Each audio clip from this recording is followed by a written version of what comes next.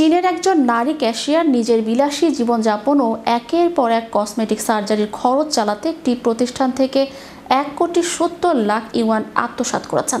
শুধু তাই নয়, ধনী পরিবারের সন্তান হিসেবে নিজেকে তুলে ধরতে বছরে 20 লাখ ইউয়ান খরচ করতেন তিনি। অবশেষে ট্যাক্স কর্তৃপক্ষ ধরে ফেলে তার অভিনব প্রতারণা। বিস্তারিত থাকছে ডেস্ক রিপোর্টে। সুন্দরী হতে অনেকেই ছোটেন সার্জারি করাতে, যদিও সার্জারিতে ঝুঁকি বেশি। অনেক সময় চেহারা পরিবর্তন হয়ে যাওয়ারও সম্ভাবনা থাকে। এমনকি হলিউড বলিউডের অনেক অভিনেত্রী সার্জারি করাতে গিয়ে নিজের চেহারায় পরিবর্তন করে ফেলেছেন।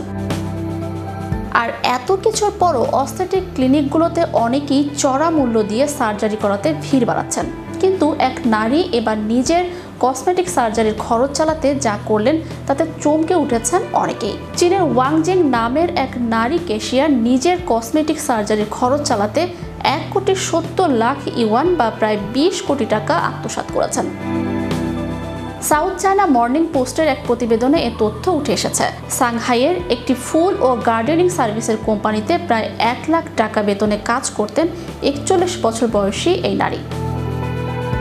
2018 সালের প্রতিষ্ঠানটির মালিক শু তার উপর ভরসা করে প্রতিষ্ঠানটির আর্থিক বিষয়টি তাকে দেখভাল করতে দেন। কিন্তু মালিকের আস্থার সুযোগ নিয়ে তিনি প্রতিষ্ঠানটির অ্যাকাউন্টকে নিজের ব্যক্তিগত ভল্টে পরিণত করেন। তিনি স্বীকার করেছেন তার একমাত্র লক্ষ্য ছিল কোম্পানির অর্থ নিজের অ্যাকাউন্টে সরিয়ে নিয়ে ব্যক্তিগত খরচে ব্যবহার করা। তবে এত বড় অর্থ কেলেঙ্কারি করার পরও নিজের সাফাইকে অদ্ভুত এক যুক্তি দিয়েছেন এই নারী। তিনি দাবি করেছেন তিনি কোনো পুরুষকে মুগ্ধ করতে বা তাদের পেছনে নয়, বরং নিজের রূপ যৌবন ধরে রাখতে ও সবার প্রশংসা পেতে অন্ধভাবে এসব অর্থ ব্যয় করেছেন। প্রতিবেদনে বলা হয়েছে এই 6 বছরে প্রতি বছর 4 বার করে কসমেটিক সার্জারি করাতেন তিনি।